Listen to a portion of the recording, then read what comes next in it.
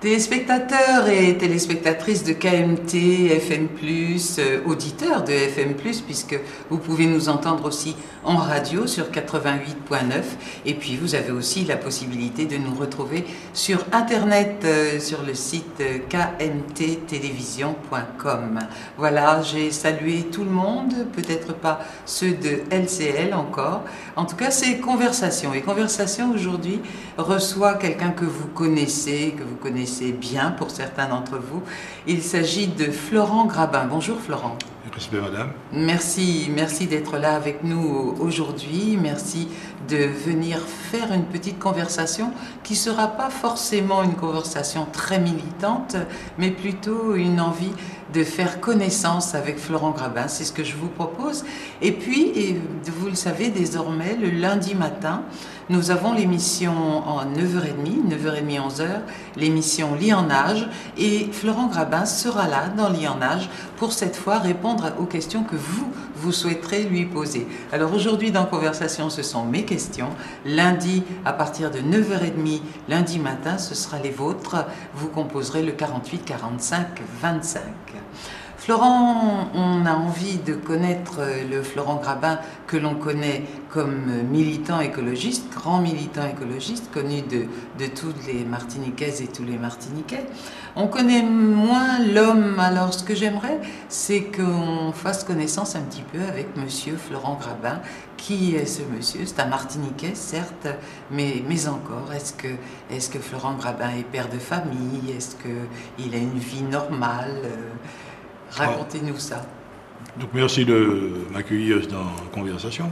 Bon, ce sera une conversation de salon, ce ne sera pas une conversation de terrain. Bon, par rapport à ce que je fais sur le terrain, j'ai quand même pris toutes les précautions d'usage pour protéger mes deux filles.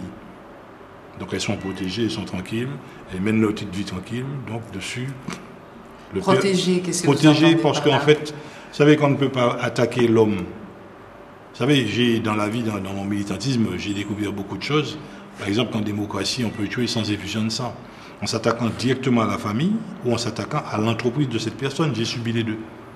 Donc, dessus, j'ai pris toutes les précautions qu'il faut pour que mes deux filles et mes 3 petits-enfants soient protégés. 3 petits-enfants. 3 petits-enfants. Donc, un Florent Grabin, papa et grand-père. Voilà. Et je me bats pour tous ceux qui sont dans le berceau actuellement. Et fort de ce que j'ai pu découvrir, voir, je me suis dit, ce n'est pas possible, je ne peux pas mener une vie tranquille sur cette planète sans mettre le droit là où il faut pour qu'on puisse faire ce qu'il faut pour redresser ou tenter de redresser la situation. Alors Florent Grabin, ça c'est l'histoire de l'écolo, on va y venir, le militant écologiste, hein, on dit familièrement l'écolo, mais c'est le militant écologiste. Mais avant cela, j'aimerais que vous nous disiez comment vous avez été amené à vous intéresser à l'écologie, à l'environnement. Qu'est-ce qui a été le déclic et il y a combien de temps?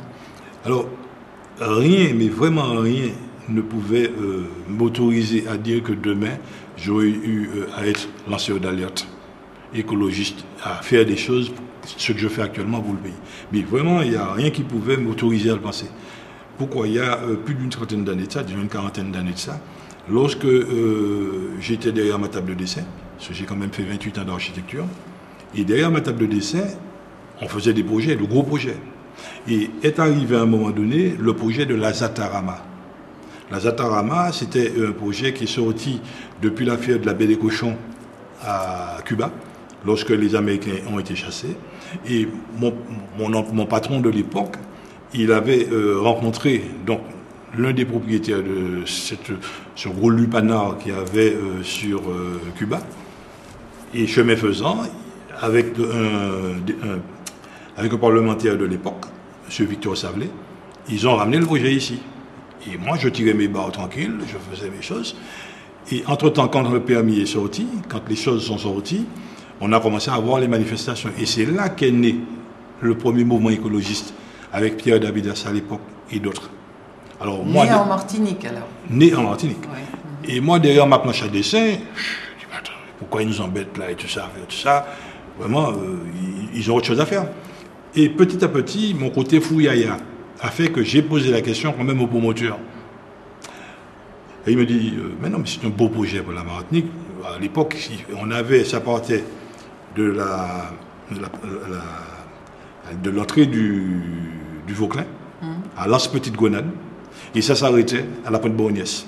C'était des hôtels alors On avait des hôtels, casinos, un petit aéroport, des hectares de trucs. Et la finalité de cette affaire, pour que les gens puissent bien comprendre ce que je dis, quand j'ai posé la question, mais ce lupanar, est-ce qu'il est pour autant pour la Martinique? Mais pourquoi vous l'appelez lupanar, Florent Grabin? Ben justement. C'est un mot très négatif. Ben justement, c'était ça, c'est passez-moi l'expression, c'était une usine à baise. Alors on se dit, à 20 ans, on se dit, attends, mais se frottent les mains, des filles. Non. Et finalement, de guerre lasse, des années après, j'ai compris l'intérêt qu'on a eu de casser ce projet. Parce que si ce projet s'était réalisé, ce serait la catastrophe pour la Martinique. Mais à l'époque, je ne pensais pas à ce côté catastrophe. Moi, ce qui m'intéressait, on sortait des projets, on sortait de grandes salles, de belles salles, de beaux projets architecturaux. Pour moi, c'était ça qui m'intéressait, point trait. Mais le côté social, le côté moral, tout, bon, à cet âge-là, c'était pas notre plan premier. Alors finalement, il faut retenir une chose, on avait des petits aéroports, on avait tout. Alors les Américains arrivaient ici, comme ils ont su faire à Cuba, et qui a été cassé lors de la révolution cubaine. Donc, dessus, nous avons heureusement que ça a été fait, heureusement que Pierre Davidas. Mais quel était, pardon de vous interrompre, mais ça va arriver souvent que je vous interrompe. Non. Quels étaient les politiques qui avaient accepté un tel projet pour la Martinique? La Martinique. À l'époque, on n'avait pas cette conscience écologique, on n'avait pas cette conscience morale, tout. Et à l'époque, comme ça a peut-être changé de forme, mais il ne faut surtout pas oublier une chose, parce que c'est ça tout l'avantage que j'ai eu de ma vie, la chance que j'ai eue, c'est que j'ai fréquenté toute l'oligarchie martiniquaise.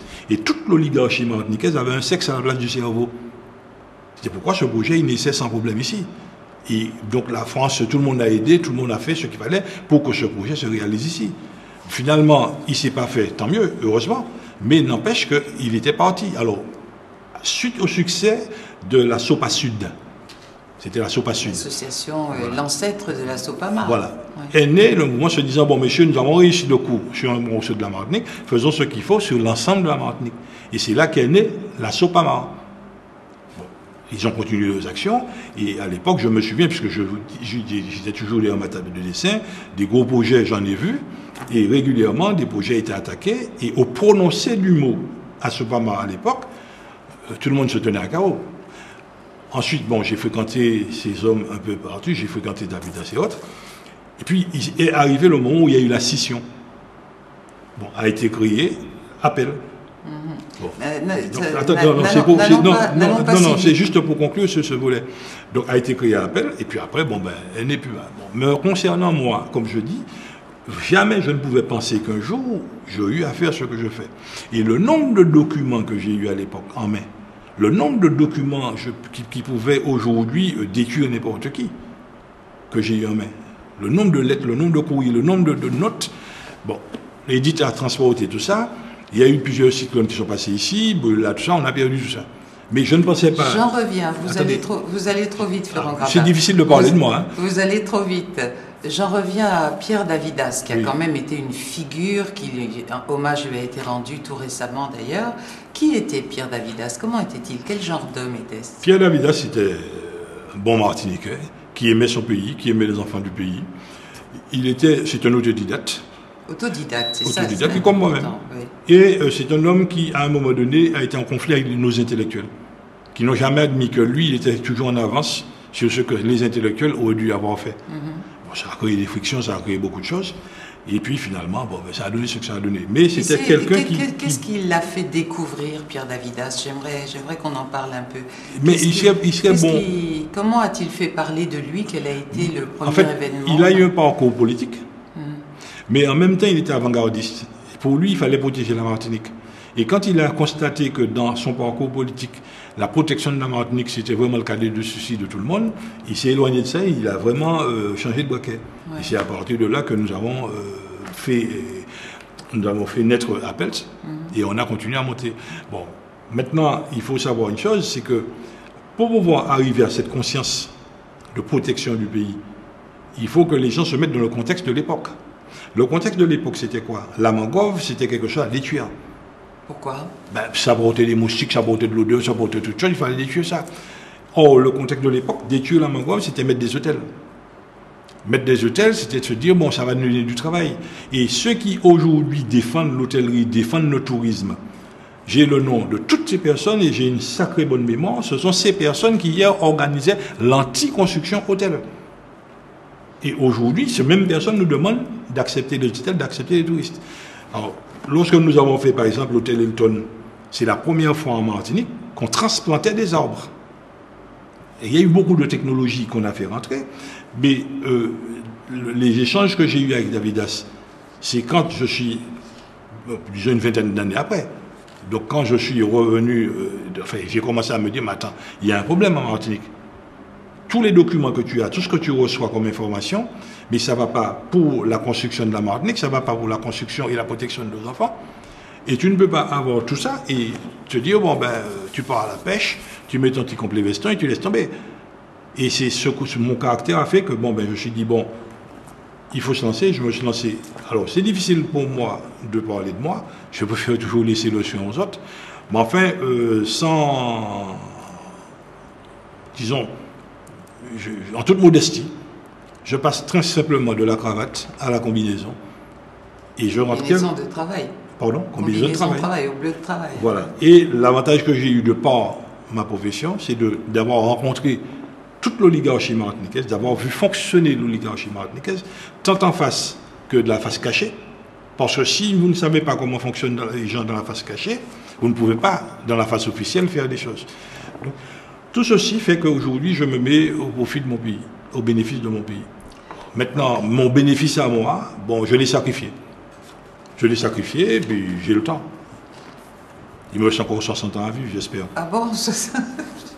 Vous êtes optimiste alors, vous allez faire allonger la durée de vie des... L'espoir, c'est l'attente de la réalisation d'un désir. Mon désir, c'est d'entrer au cimetière ou peu importe le lieu.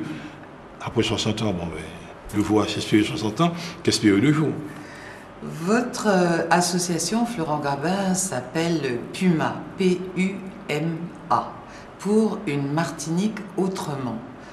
Pourquoi voulez-vous une Martinique autrement? Qu'est-ce qu'elle a, la Martinique telle qu'elle est maintenant, qui ne vous plaît pas? C'est bien ce que je vous dis. Pour avoir vu fonctionner la Martinique, pour avoir vu et entendu des choses. J'étais dans les réunions, j'entendais, je voyais fonctionner les gens. Vous vous rendez compte, à l'époque, quand Davidas a cassé avec Appels le premier schéma d'aménagement régional de France, il a été fait ici. On prévoyait 1 850 000 habitants pour 2015 en Martinique. Donc 450 000 Martiniquais seulement. On a fait ce qu'il fallait, ce projet est tombé. Mais ce projet est toujours d'actualité. Mais les habitants, quand vous dites 1 million, c'était des habitants, des gens de passage? Non, ce sont des personnes extérieures. Qui seraient restés sur le pays. pays. On construit de Sainte-Anne à Grand-Rivière, c'est bétonné 100%. On n'a pas besoin d'agriculture, on n'a pas besoin de tout ça, les conteneurs arrivent, c'est tout. Donc on devait faire de nous simplement un lieu où les gens viendraient passer leurs vacances. Vous pouvez être un peu plus précis, vous dites on devait faire, mais qui avait ce alors, genre de projet? On, comme on dit, on va être devant la justice. Ouais. Ce on, c'était nos politiques, nos décideurs, accompagnés des décideurs nationaux, accompagnés des investisseurs nationaux. L'important, c'était de faire de la Martinique une zone de villégiature où tout le monde viendrait ici passer sa petite retraite tranquille, faire dans le lupanar, si on avait fait ce lupanar, bon, ben, s'amuser, en boire tout ce qu'on veut, et faire de la Martinique... Qui a réagi alors? C'était la Sopamar à ce moment-là, Sud? La Sopa Sud. La Sopa Sud. La Sopa Sud, à l'époque, Pierre Davidas et ceux qui ont créé la Sopa Sud ont su mobiliser les intellectuels de l'époque, les gens responsables de l'époque, et ils se sont mis en ordre de marche pour casser ce projet. Et ils ont su casser ce projet. Il ne faut pas oublier, les gens qui vont à la plage, à 11h, je décide d'aller à la plage, j'y vais. Mais il y a une quarantaine d'années, ça, on ne descendait pas à la plage comme ça. Alors, ces gens souvent oublient ça. Et ce serait intéressant, grâce à la télévision, qu'on puisse faire remonter cette information. Je me souviens, par exemple, mettons, à Sainte-Anne, lorsqu'il y avait l'arrivée de ce grand hôtel, il était interdit de se baigner sur la plage. À cette époque, je suis monté aux Martiniquais. Je suis monté, moi, avec les copains, par bateau. Bon, ben, j'ai mis quelques gars dans mon bateau, on montait, on est arrivé par la mer. Bon, là, aujourd'hui, on y va simplement. Disons, là, il y a beaucoup de choses qui ont changé parce que cette autodéfense du pays a fait que ces mobilisations ont fait reculer les choses. Oui, d'après ce que j'ai entendu dire, beaucoup de gens ont réagi, même par la terre. Certains ont forcé le passage et il y a eu de grands combats. Il y a de gros combats, il y a des combats où on vous tirait dessus. À Rivière-Salée, on nous a tiré dessus, parce qu'à Rivière-Salée, à l'entrée de Rivière-Salée, on devait faire une zone industrielle. On nous a tiré dessus. Alors revenons-en, Florent Grabin. Revenons-en à cette Martinique autrement. Alors, vous la voulez autrement, qu'est-ce que vous lui reprochez actuellement? Quand on regarde comment fonctionne notre pays, la Martinique, c'est un département français, régi par les lois françaises. Nous avons 6 parlementaires. Nous avons tout ce qu'il faut en droit pour pouvoir faire fonctionner notre pays. Et on a nous sommes champions au niveau national du détournement de procédures pour parvenir à nos fins. Alors, quand nous regardons tout ça, nous avons les moyens, nous avons les outils, nous avons les enfants, nous avons l'intelligence, nous avons tout ça. Et à chaque fois que nous faisons une action, c'est pour aller à l'encontre de la Martinique. Alors, nous avons dit des intérêts de la Martinique. Oui. Alors nous nous sommes dit non, ce n'est pas possible. Il faut qu'on puisse. Et dessus, nous avons souvent été taxés de procéduriers. Mais les mêmes personnes qui nous taxent de procéduriers vont chercher les procédures pour essayer de mettre ce qui les intéresse en place. Donc on ne peut pas être dans un état de droit et refuser le droit. Alors, est-ce que ça veut dire que vous voulez changer les hommes politiques de Martinique? Non, nos comportements, quel que soit le pays qui naît aujourd'hui ou qui existe, il y a toute une organisation politique, il y a toute une organisation, il y a toute une législation. Nous ne pouvons pas, par exemple, demander à la Martinique, par exemple, d'être indépendante demain et se dire, si demain elle est indépendante, ce qui signifie qu'il n'y aura pas de justice. Si on écoute certains, il n'y aura pas... ça se prépare une indépendance, donc, dans ces conditions, nous ne pouvons pas demander aux gens d'aller vers une indépendance tout en leur demandant de ne pas respecter ce qui existe en droit et de ne pas respecter le droit et de ne pas respecter le pays. Ces contradictions-là, nous les refusons. Pour l'instant, je me permets de dire que les indépendantistes martiniquais ne proposent pas l'indépendance aujourd'hui. Comme on nous a dit récemment, ça n'est pas à l'ordre du jour. Hein. C'est vrai que ça se prépare. Oui, mais dessus, je ne vais pas rentrer dans ce débat avec vous, parce que il y a beaucoup à dire. Dans nos comportements, je prends un exemple simple. On a fait le schéma d'aménagement régional de Martinique, le premier de France. Nous nous sommes battus à l'époque pour en faire entendre raison nos politiques, qui finalement l'ont inscrit dans le schéma d'aménagement régional, la protection des terres agricoles de l'aéroport à Cocotte-Saint-Luce, de part et d'autre de la RN5, et ça se trouve en page 99 de ce schéma d'aménagement régional. Donc ces terres sont protégées. Et nous constatons quoi? Des lotissements sont nés. Où est la vocation agricole? Un centre commercial est né grâce, tout le monde sait qui l'a fait rentrer. Et aujourd'hui, nous voyons le dernier massacre, un champ de photovoltaïque, de panneaux photovoltaïques. Et on l'a vu, tous ceux qui ont vu la dernière plénière régionale, ont vu le document qui a été montré par Camille Chauvet, qui indique qui avait signé. Donc nous ne pouvons pas. Et sur ce schéma... on va en parler après. Ne bousculez pas. Je ne bouscule pas, je réponds à un truc précis. Je vous demande, Florent Grabin, de nous dire ce que vous reprochez à notre Martinique. Mais ça, c'est un gros reproche. Ça, c'est un gros reproche. Alors, qu'est-ce que vous proposez, nous, à chaque fois, faire une Martinique autrement? À chaque fois qu'on a critiqué quelque chose, nous avons, avant de critiquer, cherché la réponse en face et proposer à ce moment. Alors, la Martinique telle que vous la rêvez, vous, Florent Grabin, votre association pour une Martinique autrement, la Martinique telle que vous la rêvez, elle serait comment? Une Martinique au travail. C'est-à-dire pas de chômage? Une Martinique au travail. Nous avons un savoir-faire qui est là, qui est local, qui de plus en plus est enterré parce que de plus en plus on détruit tout ce qu'il faut pour permettre à ceux qui veulent encore investir d'investir. En matière morale, nous avons perdu toute notre morale. Là encore, nous avons toutes les possibilités de rattraper ça. Par exemple? Un exemple simple. Un enfant aujourd'hui, quand il arrive devant un adulte, il ne regarde pas si c'est une mamie. Si elle a un sac, elle a en attaque. Enfin, certains enfants. Certains enfants. Vous exagérez. C'est une grosse minorité. Mais peu importe, cette minorité, elle existe. Jamais hier, un gamin se serait autorisé à réfléchir comment attaquer une mamie. D'accord, mais ça c'était hier, il y avait d'autres exemples, il n'y avait pas la télévision, il n'y avait pas... L'histoire de la télévision, venons-en à l'histoire de la télévision. Oui. Aujourd'hui, nous avons une télévision, nous avons des chaînes, et à partir de la fin du mois, on a encore des chaînes. Et quand nous regardons les émissions qui nous sont proposées, ce sont des émissions d'aboutissement.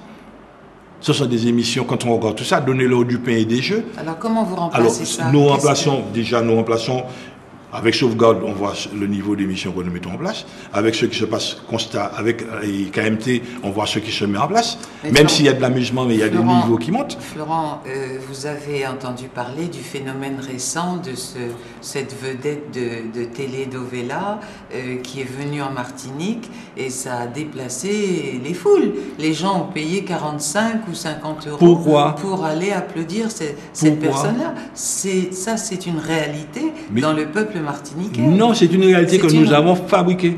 C'est une réalité qu'on a portée. Les gens rentrent dedans, ils n'ont pas d'esprit critique, ils ne se disent pas, mais enfin tout ça sont, comment vous avez dit, des imbécilités. Ils ne se disent pas ça, ils trouvent ça bien.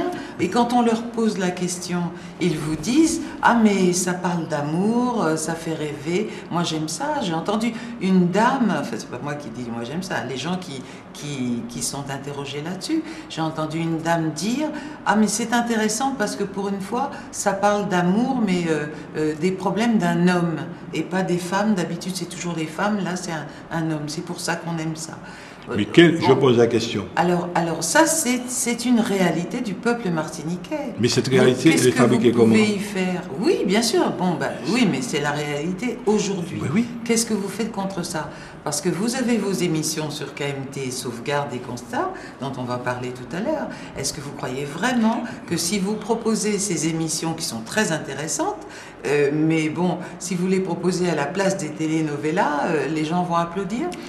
La question que je pose, on a une télé nationale. C'est elle qui nous met tous ces feuilletons sur la table. Oui. On voit à quel moment ils sont placés. Pas quel. Enfin, bon, restons réalistes. On a une là, la gosse. Et si cette télé se disait, si le conseil d'administration, si les parents, tout le monde, la Martinique dans son ensemble, c'est la Martinique qui réfléchit, se disait, messieurs, attendez, ok, Banco, de temps en temps, on nous met un peu d'amusement, mais ça ne doit pas être la priorité. Les choses changent. Or, aujourd'hui, nous constatons quoi? Là, l'actualité qui est là. Bon, les gamins qui cassent tout ça, bon, on nous montre. Mais les gamins qui ont inventé, je sais pas moi, il y a tellement de gamins qui inventent des choses, qui réalisent de bonnes et de belles choses. Si on mettait le projecteur dessus, aussi fortement qu'on mettait sur l'autre, donc on se serait dit, bon, c'est bon. Or, pour l'instant, lorsqu'on essaie de montrer une bonne chose, il faut se battre avec la rédaction, il faut se battre avec tout le monde pour qu'on puisse montrer cette bonne chose. Et c'est ce que nous disons et que nous condamnons, nous dénonçons. Nous disons, messieurs, changeons de braquet. Il s'agit de nos enfants, il s'agit de notre Martinique. J'ai jamais dit qu'il ne fallait pas s'amuser, j'ai jamais dit qu'il ne fallait pas aller danser, faire quoi que ce soit. Mais si on mettait la même pression pour montrer qu'une entreprise qui réussit, les difficultés d'une entreprise pour exister devant un banquier et tout ça, la Martinique serait beaucoup plus en avant qu'aujourd'hui. Vous nous avez donné l'exemple, vous avez pris en exemple la télévision d'État, oui. Le service public. Alors, est-ce que, par exemple, si la Martinique faisait elle-même ses émissions de télévision, elle pourrait faire autrement. Et essayer de distiller dans l'esprit des gens des choses peut-être un peu plus intelligentes. Mais la Martinique peut faire des émissions. La Martinique peut faire des émissions. On a bien vu comment est arrivé sur ce volet de petites, j'aime pas le mot, enfin, des télévisions dites petites qui ont fait des choses beaucoup fortes. Comme KMT, par exemple. KMT, par exemple, fait des émissions sans les moyens de l'autre. Ce sont des copains, nous sommes tous dans le même pays. Bon, quand je discute avec la rédaction des Réfos, les autres, je leur dis, bon, après ils me disent, c'est pas eux, c'est Paris. Je dis, messieurs, soyons réalistes, c'est ici que ça se passe, c'est pas à Paris. Donc si nous, on dit, nous refusons, et que derrière nous demandons à la population de nous aider à refuser ce genre de choses, à ce moment, le marin pêcheur qui est dans sa difficulté, on montre comment l'aider. L'entreprise qui est en difficulté, on montre comment l'aider. Là, actuellement, la Martinique est complètement HS. Donc, un travail de conscientisation du peuple martiniquais. Non seulement du peuple, mais de ceux qui nous gouvernent. Parce qu'en fait, le peuple, lui, il est là, 400 000 habitants, à recevoir ce que 2 personnes ont décidé. Donc, c'est au niveau de ces 2 personnes qui doivent réfléchir autrement et se dire, messieurs, il s'agit de la Martinique, il s'agit de faire de nous autre chose que par le passé. Soit nous devons jouer dans la cour des grands et nous leur disons, messieurs, voilà ce que la Martinique est capable de faire et nous proposons à la nation des choses. Soit nous continuons à être, comme je dis, du pain et des jeux, et puis on continue à faire tout ce qu'on voit là aujourd'hui, au point où j'entends un gros financier arriver ici. Il a eu combien de plateaux de télévision? Il a eu combien de sujets? Et jamais, au grand jamais, il n'aurait eu ça au niveau national. Il le reconnaît. Pourquoi on fait tout ce pataquès? C'était qui ce gros Je ne vais pas lui faire encore de pub.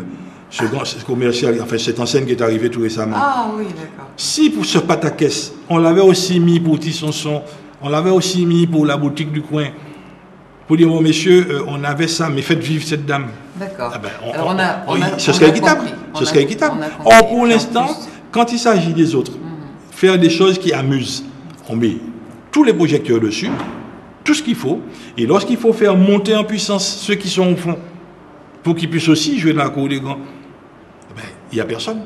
Or, c'est pas que ça n'existe pas. C'est bien pour ça que nous disons, pour une Martinique autrement, faisons les choses qui sont... J'ai un tas d'exemples, hein, où nous avons des capacités en Martinique, que nous pouvons vraiment sans complexe montrer à la face du monde que c'est possible de faire comme ça, faisons-le comme ça.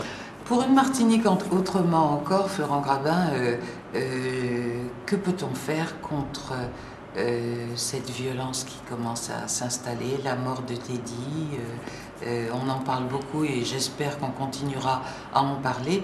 Quel est votre avis là-dessus? Qu'est-ce que vous en pensez? Il y a eu des choses... c'est triste, tout ce qui se fait là, tout ce qui se passe là. C'était prévisible et ce sera encore au pire.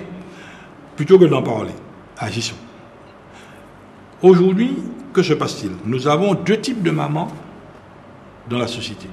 Il y a la maman qui a son enfant, je dirais, à l'âge normal, qui peut éduquer, qui a déjà le niveau qu'il faut pour pouvoir, qu'il faut pour pouvoir élever l'enfant. Et puis nous avons l'enfant maman.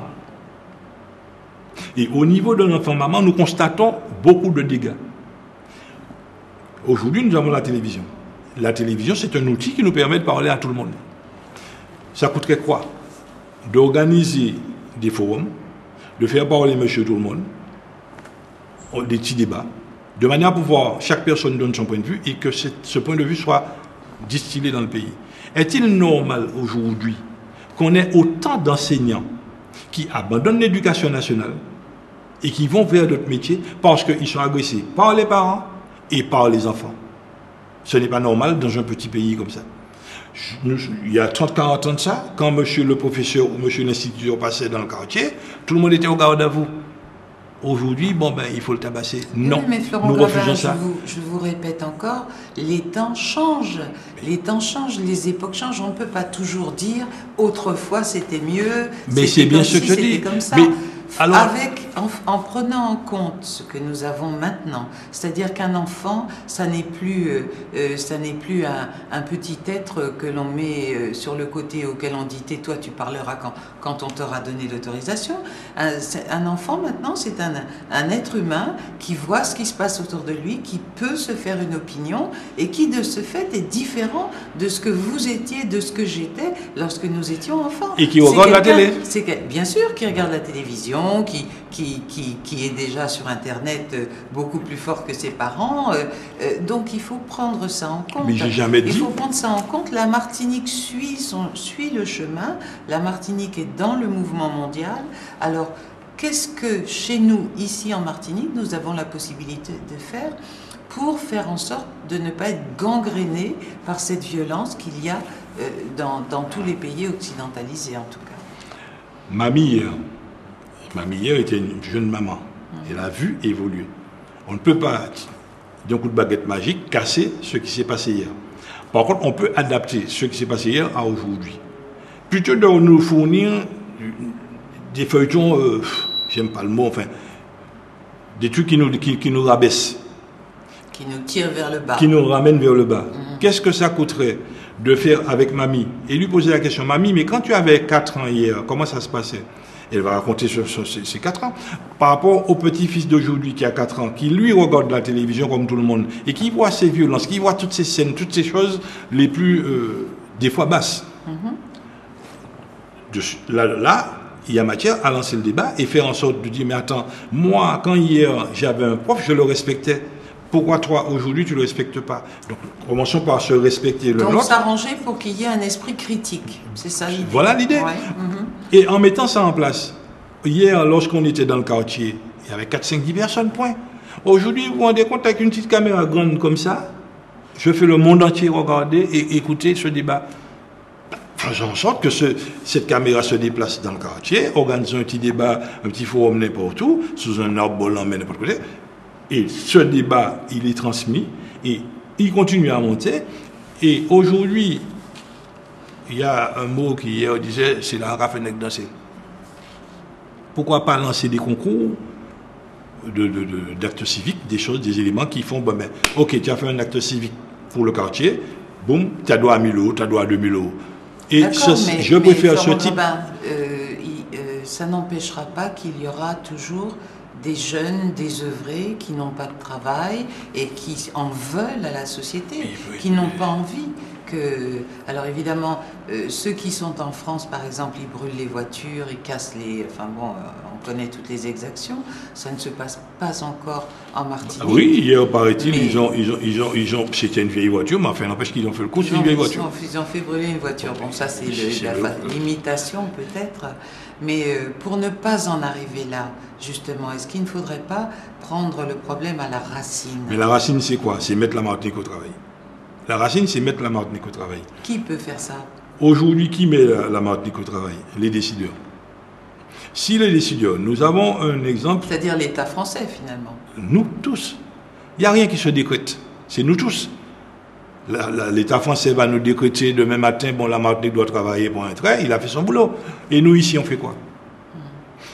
Nous, quand on regarde la législation, quand on regarde les textes français, il y a un exemple que nous avons mis sur la table, que nous avons cogité, que nous avons mis sur la table sous Cap-Gras, qui avait déjà fait un chemin considérable, qui a été stoppé après qu'il ait perdu la région.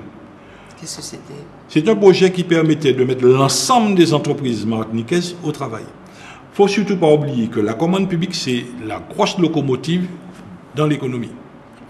Aujourd'hui, nombreuses sont les entreprises, on peut dire plus de 90% de nos entreprises ne peuvent pas accéder au marché public parce qu'elles ne sont pas à jour des cotisations sociales et fiscales. Il y a tout un débat autour pour savoir pourquoi ces personnes sont arrivées là. Maintenant, quel que soit le montant du marché qui arrive, il faut être à jour. Et les textes nous permettent de proposer à l'État français, au gouvernement, donc à l'Assemblée nationale, d'adapter la commande publique en permettant à l'ensemble des personnes de travailler et de prélever à la source, au moment où la collectivité va payer, de prélever les charges générées avant de ventiler la quantité disponible. Concernant les fournitures, de signer des conventions, transactions avec la collectivité, l'entreprise et le fournisseur. Il y a beaucoup de choses très techniques à mettre en place, mais c'est possible, c'est complètement encadré par la loi. Nous posons la question, qu'attendent nos élus pour mettre tout ça en place? Dessus, on ne va pas dévoiler nos batteries, c'est un travail que nous poursuivons. Nous espérons, nous osons espérer qu'en 2011, ça va pouvoir sortir. Mais il faudra bien comprendre une chose. Une fois que l'entreprise travaille, une fois que le bâtiment, il y a un adage qui dit, quand le bâtiment va, tout va. Le maçon pourra envoyer sa femme sans problème parce qu'elle a l'argent pour aller chez la coiffeuse et pour aller au cinéma, au restaurant, ainsi de suite. Non, puisqu'en fait, si le foyer reçoit de l'argent, il y a toutes sortes de choses qui peuvent sortir après. Mais je comprends. C'était ce qui m'a fait tiquer, c'est votre féminisme avéré. Le maçon qui va envoyer sa femme. Mais c'est lui qui va chez le chantier, c'est pas sa femme. C'est pas sa femme qui va chez le chantier. Oui, d'accord. Oui. On en parlera une autre fois. Alors, tout petit à petit, nous faisons en sorte que l'argent public qui doit entrer dans la zone privée puisse circuler. Et à partir du moment que cette économie, cette ventilation se fait, c'est tout à fait normal. Le jeune qui est assis au pied de l'escalier, il a un boulot, il va au boulot. Pour l'instant, nous ne faisons rien à tout ça. Parce que nous ne voulons pas, nous sommes fainéants, nous ne voulons pas faire avancer les textes. Nous sommes fainéants. La Martinique, c'est une île éminemment fainéante, administrativement parlant. Éminemment fainéante, administrativement parlant. qui fait qu'aujourd'hui, nous avons autant de recul. Pourquoi? Pour ces hommes, ce n'est pas leur souci. Pourquoi attendez, vous ne pouvez pas dire ça comme ça. Je l'affirme avec force. Oui, le 28, ces hommes-là vont à la banque vérifier si la mère patrie a viré leur monnaie. Mais concernant le reste, quand on voit les blocages de dossiers, quand on voit toutes ces choses, ce que nous, à Puma, on appelle la violence administrative. Souvent, nous allons débloquer des situations pour des personnes. Il suffit simplement de dire, mais monsieur, votre page, vous avez mal signé, ainsi de suite. Mais dès lors que vous avez ce minimum de pouvoir, vous faites savoir que vous avez ce pouvoir et vous frappez fort. Et c'est dangereux. Et c'est tout ça qui fait que nous avons autant de choses qui font que la Martinique recule, alors que nous avons ce qu'il faut pour la faire décoller. Qu'est-ce qui va bien en Martinique, Florent Grabin? Qu'est-ce qui va bien? Il y a sûrement des choses qui vont bien quand même. La bêtise. La bêtise va bien. La bêtise durable. Ah bon? Elle est très bien, elle est bien installée. Il n'y a rien d'autre alors? Nous disons avec force que lorsque nous Qu'est-ce qui donne de l'espoir? Qu'est-ce qui donne de l'espoir? Qu'est-ce qui donne envie d'être martiniquais? Cette jeunesse qui aujourd'hui... Attendez, laissez-moi finir ma question quand même. Qu'est-ce qui donne envie d'être martiniquais, de rester martiniquais et de ne pas plier bagage et s'en aller ailleurs? Cette jeunesse qui arrive... En dehors du soleil, la mer et des petits... Cette jeunesse qui arrive de plus en plus très très très diplômées et qui, lorsque nous les entendons, lorsqu'elles sont avec nous à discuter, elles sont prêtes à se mouiller et on le voit sur le terrain. Mais très souvent, elles ont les membres cassés. Elle, vous parlez de qui? Lorsque vous parlez de cette jeunesse. Oui. Oui, elle est là. C'est vous qui en parlez de la jeunesse. Oui, mais cette jeunesse, c'est bien ce que je dis. Ouais. Elle est là, elle est là, les membres cassés, parce qu'en face, nous avons toute une série d'individus qui bloquent le système, qui ne veulent pas laisser les places, qui ne veulent pas permettre aux gens de circuler, de fonctionner, et qui ne veulent pas que ça change dans ce pays. Oui, mais ma question, Florent Grabin, c'était qu'est-ce qui va bien dans ce pays? Je viens de le dire. Qu'est-ce qui vous donne... Est-ce que vous êtes fier d'être martiniquais? Mais à 400%.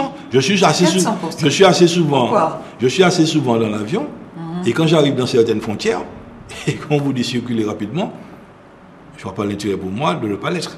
Et quand je vois comment nous, dans quel que soit le point du monde, je n'ai pas fait le tour du monde encore, mais dans quel que soit le point du monde, on arrive à un Martiniquais. Et souvent un Martiniquais qui avance bien. Pourquoi ce Martiniquais ne peut pas réussir en Martinique? Parce que bon, il y a des freins ici qui font que nous avons toutes sortes de personnes qui arrivent sur un tapis de fakir, et 2, 3, 4 ans après, ces personnes sont milliardaires. Et qu'est-ce qui interdit aux Martiniquais d'être milliardaires aussi dans ce court temps? Nous avons suffisamment d'exemples là en face de nous. Cette réalité aujourd'hui, de plus en plus, se casse. Pourquoi?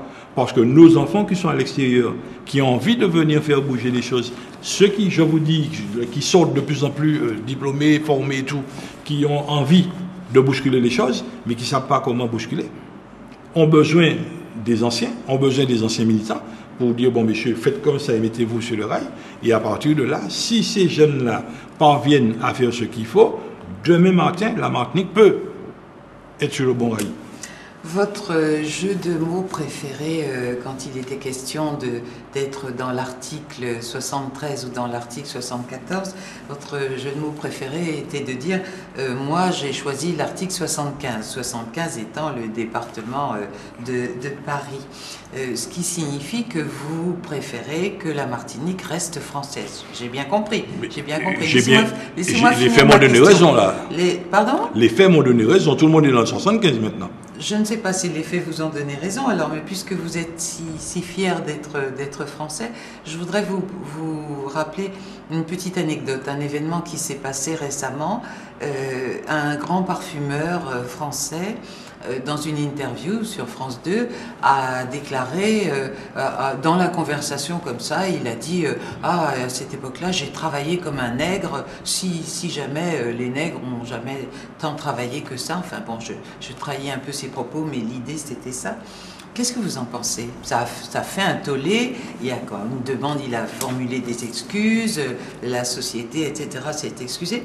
Mais qu'est-ce que vous, Florent Grabin, qui aimait tant la France et Paris, le 75, qu'est-ce que vous en pensez? Alors, concernant l'histoire de 75... Non, parlez-moi de ce parfumeur qui se permet de dire ça. Concernant ce 75... Les faits m'ont donné raison, tout le monde aujourd'hui revient vers le 75. Donc, ce sera la loi Balladur qui nous sera appliquée, point entrée. Maintenant, concernant cette affaire de nègre, pas nègre, tout ça. Le gros regret que j'ai, on voit par exemple à l'Élysée, il y a un conseiller pour tout ce qui est juif.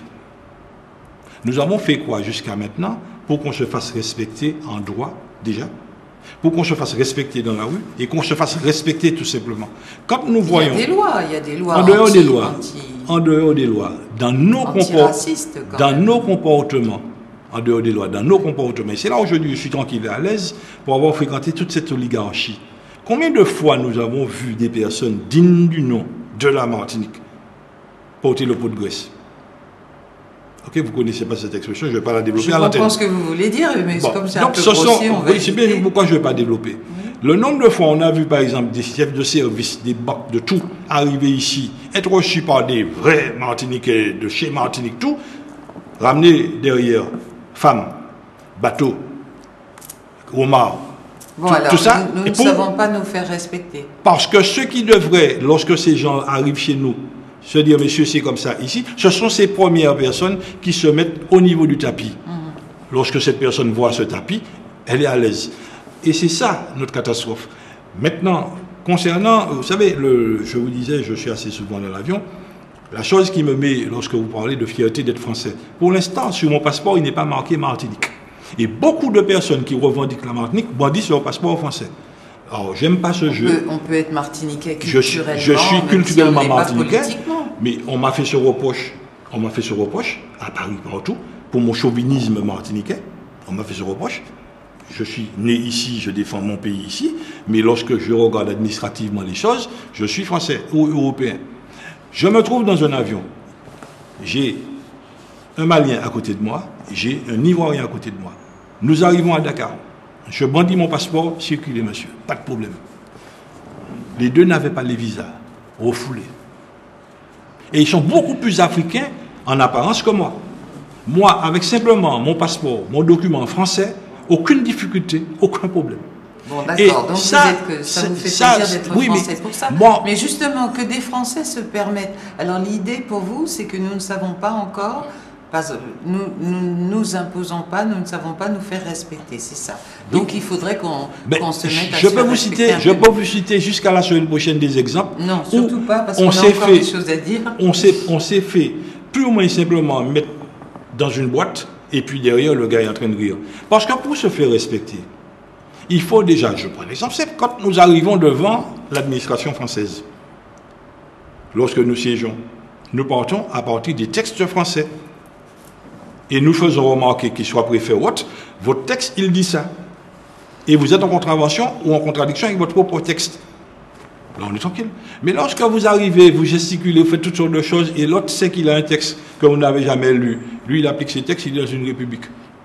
Ça, c'est déjà l'appauvrissement et l'affaiblissement de Roma. Florent Grabin, justement, vous parlez de combat, on sait que vous êtes un homme de combat. Ces temps-ci, on entend beaucoup parler de la SOPAMAR, qui monte au créneau à propos de ces, entre guillemets, fermes photovoltaïques que l'on veut installer sur des terres agricoles. C'est un combat qui ressemble au vôtre, à vos combats passés, d'aujourd'hui et à venir. Pourtant, on ne vous entend pas sur le sujet. Pourquoi? Alors, beaucoup de personnes m'ont fait ce reproche, nous ont fait ce reproche à Puma, de ne pas nous entendre sur ce volet.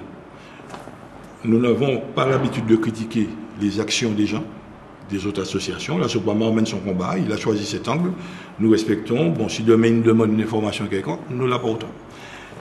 Mais nous, au niveau de Puma, on nous fait ce même reproche d'être toujours au niveau des textes. Vous savez une chose, tout ce qui est en train de se faire, c'est 700 hectares qui sont aujourd'hui soit avec un permis ou en passe d'avoir le permis. Ça ne sort pas de la gendarmerie, ça ne sort pas de n'importe où, ça sort de chez le maire. C'est le maire qui délivre le permis. Nous nous disons, messieurs, faisons très attention à cette histoire de photovoltaïque. Éminemment attention. Ce sont de véritables armes en cas de cyclone. Nous avons posé la question, personne ne peut... Armes.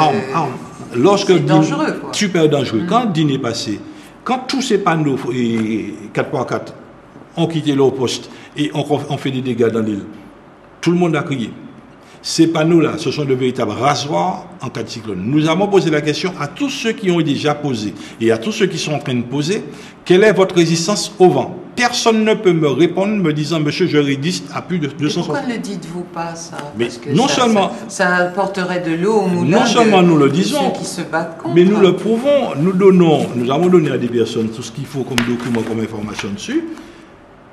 Aujourd'hui, il existe des modèles qui résistent à plus de 260 km à l'heure. C'est le seul modèle aujourd'hui au niveau national qui est l'intégré au bâti, pas apposé au bâti. C'est la grosse différence. Je veux pas le temps techniquement de développer. Non seulement ça, le fournisseur, l'inventeur de ce produit, nous avons travaillé 15 jours avec lui pour lui montrer que, nous avons un problème sismique. Il faut régler le problème. Nous avons un problème sismique, il faut le régler. Et nous avons aussi un problème de débit d'eau en toiture. Et ces 3 problèmes ont été réglés. Alors, j'ai une petite cassette qui est là, qui a tous les éléments dedans, tous les éléments du kit, qui permet de montrer comment on peut faire des panneaux photovoltaïques sur des toits, intégrés au bâti, dans des parkings et autres, et résistants, je dis, au cyclone. Et à ce moment-là, on n'utiliserait pas les terres agricoles. Alors, concernant les terres agricoles, ce qu'il faut surtout retenir, la critique forte, la condamnation que nous mettons sur ce projet ou ces projets, c'est l'implantation au sol. Nous disons, nous ne sommes pas au niveau national. Au niveau national, on perd 700 hectares, ce n'est pas une perte. Mais au niveau Martinique, 700 hectares de perte agricole, c'est une grosse perte. Par contre, qu'est-ce que ça coûtait de faire des bâtiments, des structures, puisque nous avons les éléments qui permettent de faire ces structures, de faire des structures, de mettre le 3 à 4,50 m du sol, et en dessous, de faire de la production agricole, de faire de l'élevage, de faire toutes ces choses. Là, on ne va pas assister à ce qu'on assiste là, où on balaie de l'agriculture pour mettre des panneaux solaires. La production est en haut. Vous êtes donc d'accord avec la Sopamar, il ne faut pas toucher aux terres agricoles. Il ne faut pas toucher aux terres agricoles. Au niveau national, on ne touche pas. Il y a des endroits où les gars implantent. Au sol, ils n'ont pas les problèmes cycloniques. Ils n'ont pas de ces problèmes de surface. Quand un gars a 200 hectares, il brûle 2 hectares, ce n'est pas un problème pour lui. Tandis que chez nous, 200 mètres carrés, c'est 200 mètres carrés.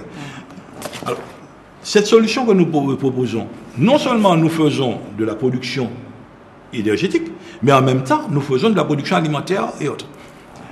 Maintenant, quand on regarde la loi... Comment ça, la production alimentaire? Puisque sous votre bâtiment, suivi de 4-6 poteaux, vous avez votre toit là-haut, il faut faire les calculs qu'il faut. La terre est exploitée, on fait du bétail, on fait tout ce qu'on veut. Bon, de l'agriculture au sol, on fait tout. Maintenant, quand on regarde le texte... Mais il n'y a pas de lumière. Mais non, puisque le 3... Les cultures, bah oui, mais les cultures... Mais les cultures aussi, puisque vous avez 4 poteaux. 4-6 poteaux, ça dépend des réalisations que vous faites. Ce n'est pas bardé. Simplement, vous avez un parasol par là, mais le soleil pénètre, il n'y a aucun souci à ça. Et ce fournisseur, il en a déjà réalisé tout plein au niveau national. Mais quand on regarde le texte, nous devons produire jusqu'à 30% par rapport à EDF. D'électricité. Ouais. Paraît-il, on est déjà arrivé à saturation dessus. Et lorsque nous regardons le Gonel, nous regardons les différents textes, nous disons, attendez, mais où est la Martinique dans tout ça? Et c'est là qu'il y a une histoire de Compé-Lapin et de Couillonnet et que Camille Chauvet a dénoncé et les autres commencent à dénoncer, à montrer comment nous nous sommes laissés avoir. Mais pourquoi ça s'en est arrivé là? C'est qu'aucun de nos politiciens, c'est pas qu'ils ne savent pas que ça, c'est ce qu'il faut pour la Martinique, mais ils se disent, en mettant ça en Martinique, nous perdons l'octroi de mer et le Fiat. Pourquoi? Il n'est pas voué à la mort, cet octroi de mer, là, dans c'est bien là où nous avons introduit l'autre notion qui consiste à demander à nos collectivités de faire en sorte qu'elles soient propriétaires du système et non locataires. Propriétaires du système de manière à pouvoir prendre ces fonds-là et remplacer l'octroi de mer qui va disparaître. Ah, voilà quelque chose de constructif pour la Martinique. Mais nous avons fait des propositions constructives pour le parc inventer bouillon. Vous me posez la question, je vous réponds. Mais beaucoup de maires, beaucoup de parlementaires savent de quoi on parle. On les a rencontrés, ils ont rencontré notre fournisseur, ils savent de quoi on parle. Et le parc, aujourd'hui, on a un décret, qui est un décret, il n'est pas vieux, du 12 janvier 2010, qui fait obligation à EDF de racheter le courant sur les 3 des établissements de santé, des établissements scolaires et publics, beaucoup plus cher que partout. Mais comme dans le système qui est proposé aujourd'hui, c'est de la position, Les gars sont pas fous, les gars sont pas chauds. Et avec ce système qui vraiment répond à la demande martiniquaise, qui est pas la position, mais l'intégrer au bâti. Ce qui fait que nous pouvons faire ce qu'il faut pour produire ce courant et avoir un bénéfice quelconque pour la Martinique. Et dernier point dessus, nous nous sommes toujours levés contre cette affaire.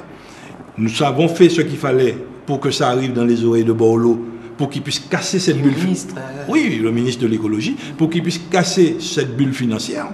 Et on a vu ce qu'on voit là aujourd'hui. Il y a des choses qui de plus en plus se voient dans les banques, où nous disons, messieurs, pourquoi ne pas avoir fait rentrer dans le système une société martiniquaise d'énergie renouvelable, où chaque Martiniquais pourrait mettre 5, 10, 15, 20 000, 2 000, 20 000, 100 000 euros comme il veut, mais que cet argent puisse tourner dans l'île, ne pas venir pomper le fric de notre soleil et repartir avec et nous laisser les miettes. Et ça demande beaucoup d'argent, l'histoire du soleil. Vous avez fait cette proposition à la Sopamar, justement? Je parle encore de la Sopamar, mais c'est elle qui est au combat en ce moment. Non, pour l'instant, nous en avez parlé? Non, je dis chaque personne mène son combat. Comme il veut, je ne critique pas les combats, oui, mais ce sont des solutions qui sont publiques. Nous en avons parlé à certains de leurs dirigeants, nous avons parlé, au président de région, nous en avons parlé au président de département, nous en avons parlé un peu partout. Nous ne circulons pas sous les feuilles, nous avançons toujours à visage découvert. Il y a des éléments qui nous permettent de changer la donne et de changer le cap, mais il faut une volonté politique réelle pour faire changer tout ça. Rien ne se fera dans la rue. Il faut une décision forte. À une Martinique autrement. Une Martinique autrement, c'est une Martinique qui s'assume, qui se prend en charge et qui fait en sorte de faire vivre ses enfants. Ses enfants. Ça va dans ce sens-là. Mais ça va dans ce sens. Je prends l'exemple. Si nous parvenons à faire ce que nous sommes en train de proposer, nous pouvons revendre de l'électricité. À qui la vendrions-nous? À Dominique, aux voisins. Nous pouvons revendre des systèmes. Et ils peuvent faire des fermes photovoltaïques aussi. On leur revend le système. Ouais. On leur revend le système. Il faut qu'on soit simplement en posture de défendre en permanence son pays. Et à chaque fois que l'un administratif aura commis un acte, parce que l'élu, lui, vient en dernier plan, mais celui qui étudie le dossier, c'est un administratif, c'est un riche pays. Si lui, à chaque fois, il a donné un coup de couteau au pays, il a tué son pays. Et il paiera sa chair demain. Nous disons, messieurs, il faut savoir écouter, il faut savoir entendre, et surtout se dire que nous n'avons pas la science infuse. Il y a des personnes sur le terrain, il y a des propositions. Lorsque nous mettons ce décret sur la table, personne ne peut casser le décret, il existe. Lorsque nous mettons ce dossier technique sur la table, il existe. Lorsque, par exemple, en ce qui concerne justement les panneaux photovoltaïques, nous mettons au défi qu'on puisse mettre le pass innovation CSTB sur la table. Qu'est-ce que c'est que ça? Pass innovation CSTB. Alors le CSTB, c'est le centre technique. CSTB, le centre scientifique technique du bâtiment. Sans ce document, aucun assureur n'ouvre sa porte pour vous. Aucun banquier n'ouvre la porte. Et ces bonhommes-là trouvent des combines par derrière pour rentrer avec ça, parce que justement, ils se disent, comme ce sont des gars qui demain matin vont gesticuler, ils vont faire toutes sortes de choses, mais n'iront pas voir notre faiblesse dans notre dossier et dans nos textes, ils rentrent. Et il y a ceux qui, lorsqu'ils ont ce texte, lorsqu'ils ont certains éléments qui permettent de bloquer, qui font une confusion ailleurs et qui permettent aux grands de s'asseoir. Et c'est parce que nous sommes des fous yaya que nous allons chercher la loi sur le vent, toutes ces choses-là, les taux d'ensoleillement, toutes ces choses, pour pouvoir dire que ça pas bon, mais voilà la solution. Parce que nous avons travaillé sur la solution pour une Martinique autrement. Et dessus, le maire, les 34 maires ont intérêt à faire ce qu'il faut pour être propriétaire du système. On a des outils, on a tout ce qu'il faut pour ça, mais laisser filer cet argent au bénéfice des autres, c'est simplement permettre à la Martinique de continuer à fournir des petits jeunes, des entreprises, des personnes complètement désœuvrées et en train de regarder le train des autres passer. Et là, le Martiniquais doit être dans le train et pas à terre. Et quand on aura compris ça, on aura fait un grand bond. Pour l'instant, nous toujours à terre, on bœuf cagade que ce bicyclette passé. Ça fait plaisir parce que finalement, on écoute votre discours, on se dit que vous êtes avant tout martiniquais et pour la Martinique. Ça je suis au cœur. 400% pour la Martinique. Par contre, quand le Martiniquais fait une bêtise, je lui tape dessus. Alors, Florent Grabin, on ne peut pas parler avec vous et on ne peut pas terminer l'émission sans parler de la chlordécone ou du chlordécone, selon que ce soit le produit ou la molécule. Oui. Où est-ce qu'on en est là? Ben, Qu'est-ce que ça devient? Est-ce qu'on va nous dépolluer nos terres? Est-ce que nos petits agriculteurs qui ont subi tout ça et qui n'ont pas pu faire autrement vont être pris en compte? Est-ce que toutes les personnes qui sont malades et dont on dit qu'elles ont des pesticides dans leur graisse, etc., qu'est-ce qui se passe là maintenant? Les choses bougent. Les choses bougent. Les choses bougent énormément. Et nous disons à l'État, de temps en temps, il faut tenir compte d'une réalité, la présence des organisations ici.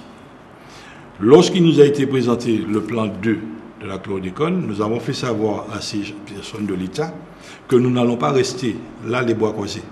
Nous avons fait ce qu'il fallait et on a vu le déplacement de la venue du directeur national de la santé, qui était prévu pour la fin octobre, on l'a déplacé. Et on voit aujourd'hui, nous avons reçu les documents, parce qu'on nous présente un plan 2, alors qu'on n'est pas capable de nous donner le bilan du plan 1. Et aujourd'hui, nous recevons un document, nous disons on est en train de préparer le bilan pour donner la réponse. Et hier, vous avez entendu M. Almond, député, poser la question au ministre de la Santé. La chance pour nous, on se descendait tous les deux dans le 175, on se rencontre à Orly, et il me dit, je vais poser la question. Et quand je vois la question, je dis, attends, il y a des choses qu'il faut rectifier dans ta question. Il a tenu compte de nos propositions, merci, il a posé la question, et j'ai entendu la réponse de Mme Bachelot. Mme Bachelot, de nouveau, en tant que ministre, donc en tant qu'État. Mais est-ce que ce ne sont pas des vœux pieux? C'est là, justement, nous donne une phrase qui nous dérange. Bon, on va lui... Qu'est-ce qui vous a dérangé? Quand elle nous dit qu'on n'a pas encore trouvé le lien entre la chlordécone et le cancer de la prostate, nous lui posons la question. Comme c'est une question écrite, réponse point, ce n'est pas un débat. Ouais. Mais quand son directeur viendra ici, on lui posera la question, que fait-il des 3 études du professeur Bellepomme? Que fait-il des avis des autres? Et puis même de leur propre avis à eux. Florent Grabin, quand il y a un doute, juste ne serait-ce qu'un tout petit doute, il faut prendre les mesures qui s'imposent. On n'attend pas d'avoir une preuve. Voilà. Alors, sur cette affaire, ne vous en faites pas. On va pas à pas. Parce que, il fallait dénoncer, on a dénoncé. Il fallait prouver, nous avons prouvé. Maintenant, il faut proposer. Et dans les propositions, nous faisons remonter de plus en plus des propositions vers nos parlementaires. C'est à eux de faire entrer dans les textes. C'est pas nous. C'est à eux de faire entrer dans les textes tout ce qu'il faut pour préserver cette population. Aujourd'hui, ce qu'il faut reconnaître, c'est que, le pollueur, il a reculé énormément. Il a reculé énormément. 2, nos médecins, aujourd'hui, ont enfin compris qu'il faut s'occuper de la santé environnementale du pays. Il y a une association qui est créée. Donc, il y a des choses qui de plus en plus se mettent en place. Mais cette méfiance que nous avons, nous Martiniquais, qui allons sur les marchés acheter du poisson, de la viande, des légumes, etc., et qui sommes inquiets, est-ce qu'aujourd'hui on peut nous dire ce qu'on nous vend, le poisson? Il n'y a pas très longtemps, on nous racontait des inepties du genre le poisson, il fallait le pêcher dans certaines zones et non, pas. Nous ne cautionnons pas certains comportements. L'État écrit et dit qu'il y a certains légumes qui sont plantés dans certains sols que l'on peut consommer. Nous sommes toujours affichés clairement sur cette affaire, messieurs. Il faut refuser, mais refuser fortement cette analyse, tant qu'on ne vous donne pas le détail, le mode opératoire, le protocole, tous ces éléments qu'ils ont. Bon, alors, on ne nous donne pas tout ça. On ne nous donne pas tout ça. On va acheter des légumes et tout ça. C'est au consommateur d'exiger. On n'a aucune. C'est au consommateur d'exiger parce que nous voulons de ces protocoles qui affirment ce que l'État affirme, de manière à faire expertiser. Mais vous savez bien, Florent Grabin, que le consommateur ne va pas exiger. Ce sont les associations, les gens comme vous, les lanceurs d'alerte. Nous sommes d'accord, mais nous, si le consommateur continue à acheter, il faut bien se nourrir tous les jours. Oui, mais s'il continue à acheter sans dire, monsieur, je ne veux pas de ci, je ne veux pas de ça, ne fait pas ces réclamations, nous, associations, on ne peut pas fonctionner. Et c'est pourquoi nous disons, pour conclure, c'est que nous voulons des protocoles de l'État que l'on puisse faire expertiser, et c'est quand cette expertise sera faite, à ce moment, nous pouvons venir dire haut et fort, oui, vous pouvez consommer ça. Mais tant que ces analyses de l'État ne sont pas expertisées par des laboratoires indépendants, nous ne disons une chose, l'État continue à nous droguer au mensonge. Et celui qui vient affirmer derrière qu'on peut faire, il accompagne l'État. Florent Grabin, on pourrait continuer à en discuter longtemps Oui. encore. Est-ce que vous êtes disponible pour venir lundi dans l'INAGE à 9h30 et puis répondre aux questions que le public voudra bien vous poser, les Martiniquaises et les Martiniquais, continuer le débat avec eux? Concernant la Martinique, je suis toujours disponible et des fois dans certaines réunions où on évite Puma, nous recevons un coup de fil, commentez pas là, et dans la seconde qui suit, nous arrivons et ça dérange tout le monde. Donc, lorsqu'il s'agit de protéger la Martinique, nous sommes toujours présents. Merci Florent Grabin. Rendez-vous lundi 9h30, de 9h30 à 11h pour l'INAGE et au téléphone, les questions vous seront posées. Merci à Karine Saint-Louis-Augustin pour la réalisation technique de cette émission. Merci à vous de nous avoir suivis. J'espère que vous avez pris plaisir à cette conversation. Le rendez-vous de conversation, c'est tous les samedis. Rapidement, je voudrais vous dire quand même que vous pouvez retrouver Florent Grabin sur KMT dans Sauvegarde et Constat, le lundi à 7h55, le mardi à 13h45 et le samedi à 1h du matin pour les couches tard ou pour les lèvres très très tôt. Voilà, merci beaucoup à vous et à bientôt bien sûr pour Conversation ou pour l'INAGE. Bye bye. C'est à nous de vous dire merci.